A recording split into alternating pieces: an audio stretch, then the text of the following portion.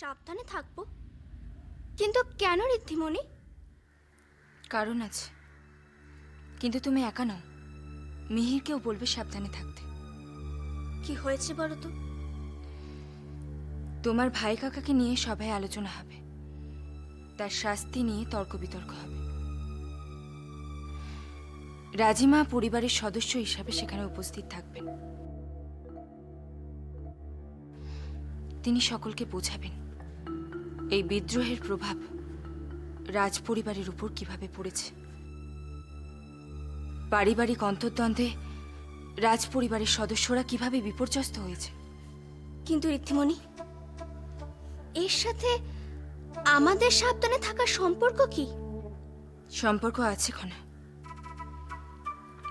রাজিমার বক্তব্য শোনার পর আর যাবতীয় সাক্ষ্য প্রমাণ বিচার করে মাননীয় মন্ত্রীগণ তাদের মতামত জানাবেন।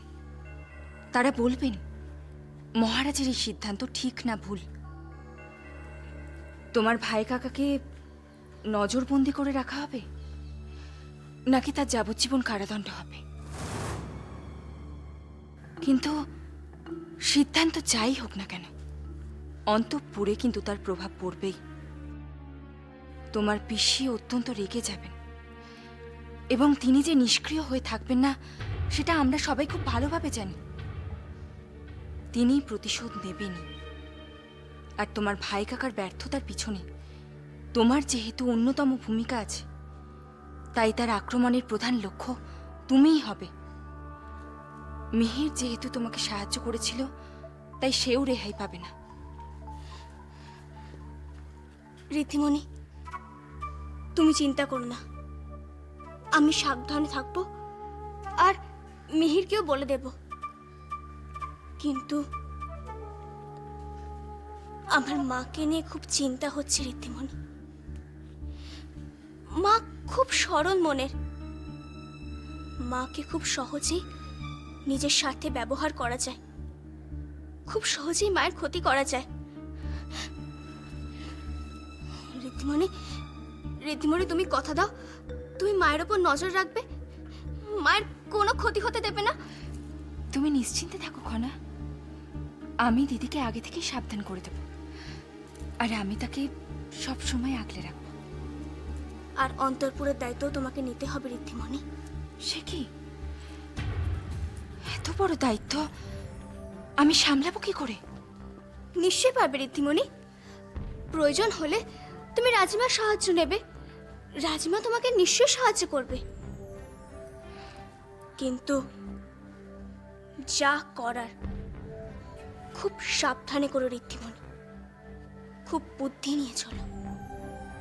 আর হ্যাঁ, আমি কখনো এ ব্যাপারে নিজের মতামত প্রকাশ করি না, তবুও বলি, পিসিকে এই সভার ব্যাপারে জানিও, তাকেও এই সভাতে উপস্থিত থাকতে বলো। কিন্তু তিনি এই সভায় উপস্থিত থেকে কি করবেন? নিজের ভাইয়ের প্রতিনিধি হিসেবে থাকবে, ভাই কাকাকে মুক্ত করার চেষ্টা করবে, ভাই কাকার সপক্ষে যুক্তি দেবে। আর এইটুকু সুযোগ দেওয়া উচিত বলেই আমার মনে হয় ঋদ্ধিমণি।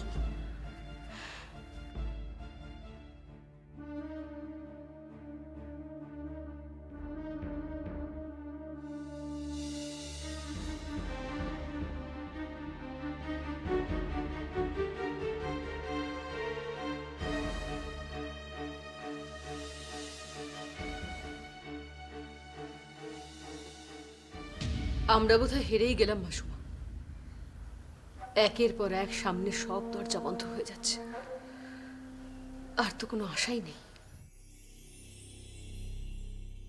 বন্ধ দরজা খুলেই তো নতুন পথের সন্ধানে এগোতে হয় ত্রিজটা।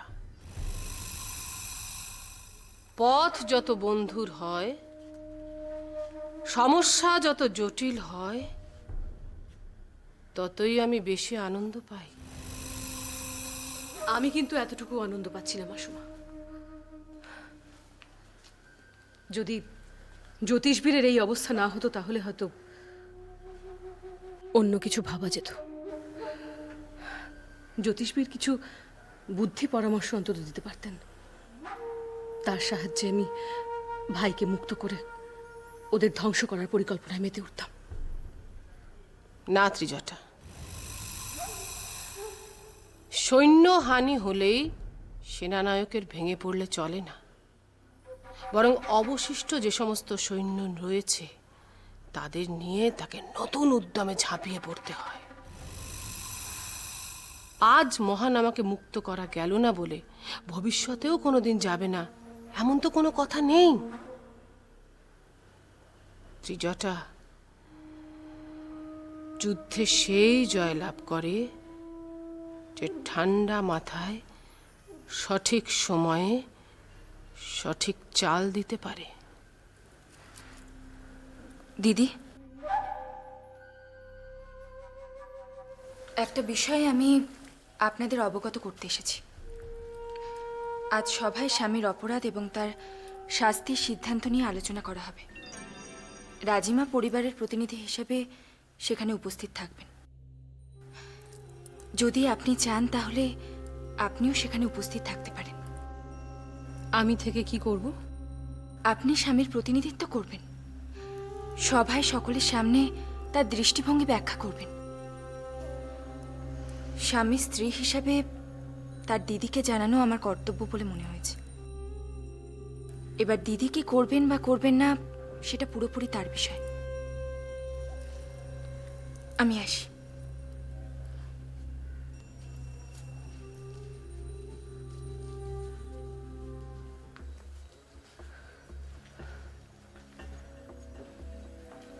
শুনলেন তো মাসুমা, সমৃদ্ধি ঠিক কিভাবে বলে গেল, যেন বলতে হয় বলে বলতে এসেছে। আমাদের কোনো মূল্যই নেই, একে তো ছাড়াই যাবে না। কেন ছাড়বে ত্রিজটা? কিন্তু এখন নয়, এখন তুমি ধৈর্য ধরে অপেক্ষা করো, দিন আমাদের আসবেই। কবে? আসবে ত্রিজটা, নিশ্চয়ই আসবে, অবশ্যই আসবে। এখন আমরা ধৈর্য ধরে অপেক্ষা করব।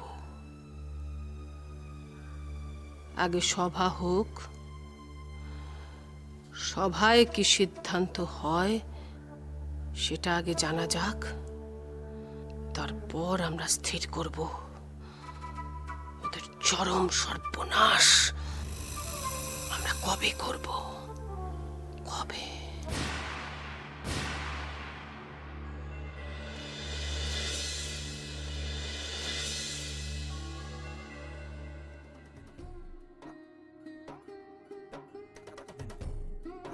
কি ব্যাপার, খুব যে মনের আনন্দে ঘুরে বেড়াচ্ছ দেখছি। কিসের আনন্দ? সেটাও বলে দিতে হবে। বাগানে নতুন ফুল ফোটার আনন্দ। ও আচ্ছা, জয়দাদা কোথায়? উনি তো অনেকক্ষণ বেরিয়ে গেছেন রাজসভার জন্য তৈরি হয়ে। হ্যাঁ, আজ তো জয়দাদা খুব ব্যস্ত।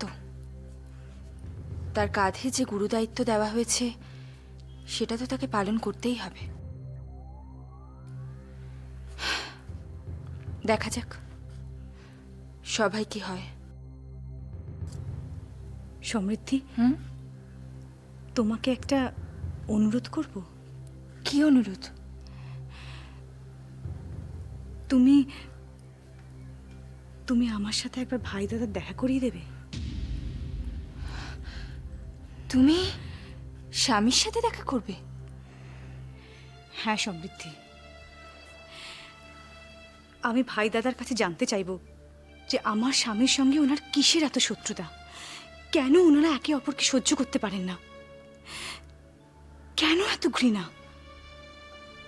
তোমার প্রশ্নের উত্তর পেয়েও কি কোনো লাভ হবে? ওদের এই সম্পর্ক কি বদলে যাবে? জানি না সমৃদ্ধি, কিন্তু আমাকে জানতেই হবে এর শেষ কোথায়।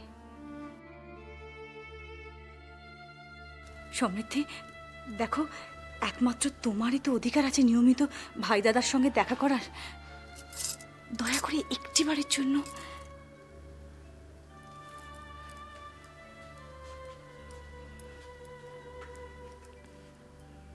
ঠিক আছে, আমি তোমাকে স্বামীর কাছে নিয়ে যাব।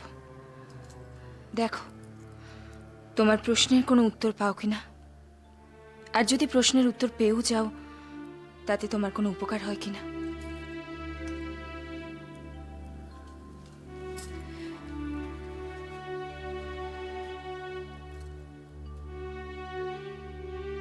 ছোটমণি, বৌরানির জন্য অপেক্ষা করছিলাম। ও তা তোমার দুশ্চিন্তা এখন কমেছে? কিসের দুশ্চিন্তা? জয়মকে নিয়ে তোমার দুশ্চিন্তা? ছোটমণি, এখন প্রাসাদের নিরাপত্তার ব্যবস্থা আগের থেকে অনেক বেশি হয়ে গেছে। এখন নিয়ন্ত্রণ আমাদের হাতে। তা তোমার দুশ্চিন্তার এখন আর কোনো কারণ নেই। তা যিনি আসছেন তার জন্য নাম ঠিক করেছে ছোটমণি? খনা, বলো না ছোটমণি, আমারও তো জানতে ইচ্ছে করে। দেখো খনা, যে আসছে সে ছেলে হবে না মেয়ে তা তো আমরা কেউ জানি না। তাহলে কি করে তার নাম ঠিক করব? তাও ঠিক। খনা, তুমি বরঞ্চ আমার হাত দেখে বলো যে আসছে সে ছেলে না মেয়ে। তোমার কি চাই ছোটমণি, ছেলে নাকি মেয়ে? আমার তো ছেলে চাই, মেয়ে নিয়ে আমার কোনো কাজ নেই। কেন ছোটমণি, ছেলের প্রতি তোমার তো আগ্রহ কিসে? খনা, দেখো মেয়েরা চিরকাল বাবা মার কাছে থাকে না। একটা নির্দিষ্ট সময়ের পর তাদের বিবাহ হয় এবং তারা বাবা মাকে ছেড়ে চলে যায়। কিন্তু ভাবো, একজন ছেলে সে সারা জীবন তার বাবা মার কাছে থাকে, বাবা মার অবলম্বন হয়। বিশেষ করে বার্ধক্যে তো তারাই তার অবলম্বন। ছোটমণি, শুধুমাত্র এই কারণের জন্য একটা ছেলে ও মেয়ের মধ্যে বিভেদ আনা উচিত নয়। কারণ সব মানুষই তো সমান। ঠিক, তবু দেখো একটা শোনো ছোটমণি, মনে রেখো, সন্তান ভগবানের দান। তিনি যা দেন তা আমাদের হাসি মুখে গ্রহণ করা উচিত, তার দানের সম্মান রাখা উচিত। আচ্ছা বাবা, আমার ভুল হয়ে গেছে, ঠিক আছে? এবার চলো তো, তুমি এসো, আমার হাত দেখবে এসো। দেখো, ভালো করে দেখো।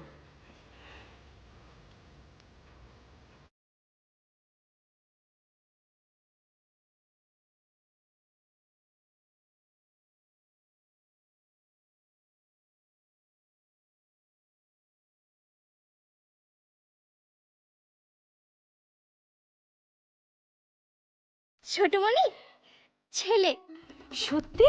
হ্যাঁ ছোটমণি, বিশ্বাস করো, তোমার হাতে একটি ফুটফুটে পুত্র সন্তান লেখা আছে। খনা, খনা এবার দেখো না যে সে তার পিতার মতো সুদর্শন আর বীর হবে কিনা।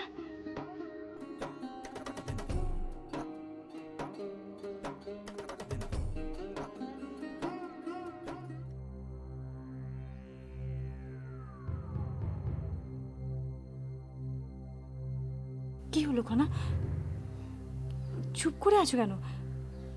খনা, খনা চুপ করে আছো কেন? খনা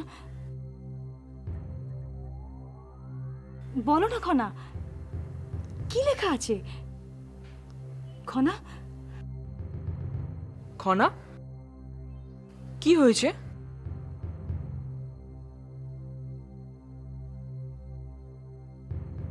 মিহির, দেখো না ছোটমণির হাতে কি লেখা আছে। ছেলে নাকি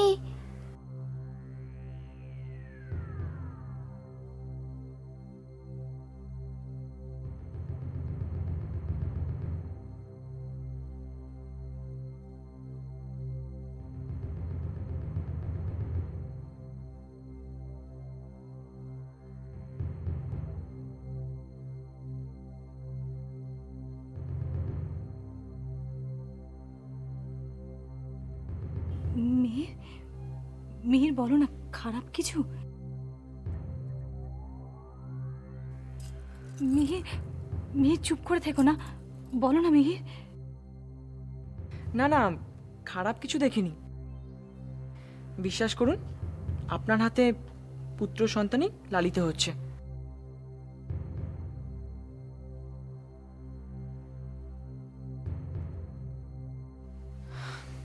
চলো খনা, আশ্রমে যাবার জন্য দেরি হয়ে যাচ্ছে।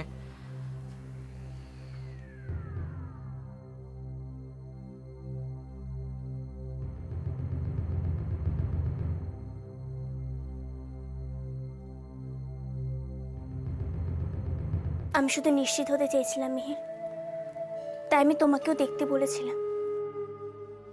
তুমি যা দেখার ঠিকই দেখেছ। এই পুত্র সন্তানের ভূমিষ্ঠ হওয়ার সম্ভাবনা খুবই কম, হয়তো গর্ভেই।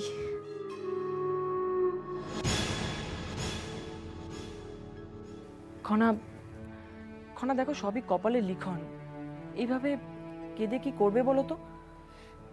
আমাকে একটা প্রতিজ্ঞা করবে, এই কথাটা তুমি কাউকে বলবে না?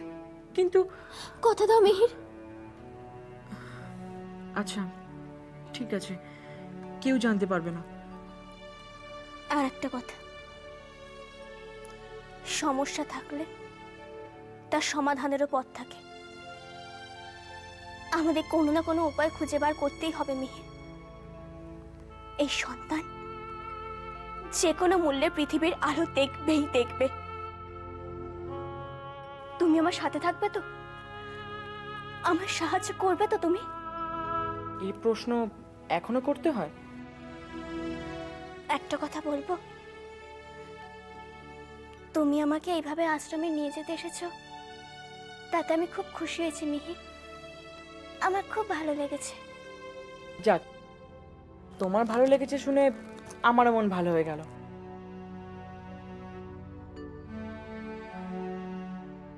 অস্ত্র শিক্ষার বিষয়টা নিয়ে খুব দুশ্চিন্তায় আছি। কাল সারা রাত দু চোখের পাতা এক করতে পারিনি। বাবাকে আজ রাজসভায় উপস্থিত থাকতে বলা হয়েছে শুনলাম। আচ্ছা খনা, বাবাকে কেন ডাকা হয়েছে বলতে পারো? এই অস্ত্র শিক্ষার বিষয়ের কি আলোচনার জন্য ওনাকে আমন্ত্রণ জানানো হয়েছে? আমি ঠিক বলতে পারবো না মিহির। ও, জানলে বোধহয় ভালোই হতো। সেই রকম বুঝলে আমি বাবাকে আসতেই বারণ করে দিতাম। শুধু শুধু আমি অশান্তি চাই না খনা।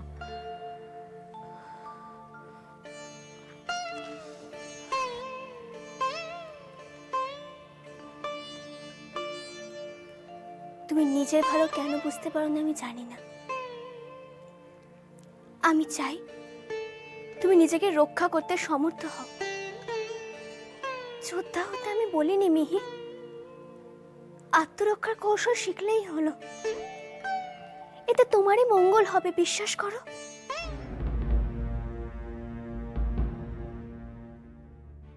আজকের এই সভা শুরু করার আগে আপনাদের প্রত্যেকের উদ্দেশ্যে আমার কয়েকটি গুরুত্বপূর্ণ কথা বলার আছে।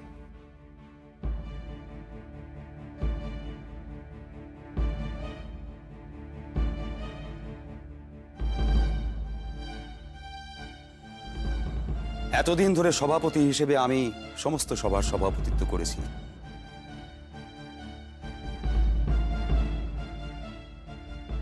কিন্তু আজকের এই সভা সেরকম সাধারণ কোনো সভা নয়। আজকের এই সভা ডাকা হয়েছে এমনই একটি গুরুত্বপূর্ণ সমস্যা নিয়ে আলোচনা করার জন্যে।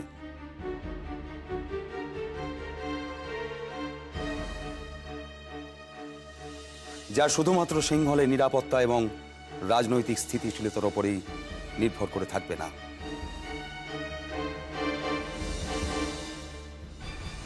এই সমস্যায় সিংহলের রাজ পরিবারও আক্রান্ত।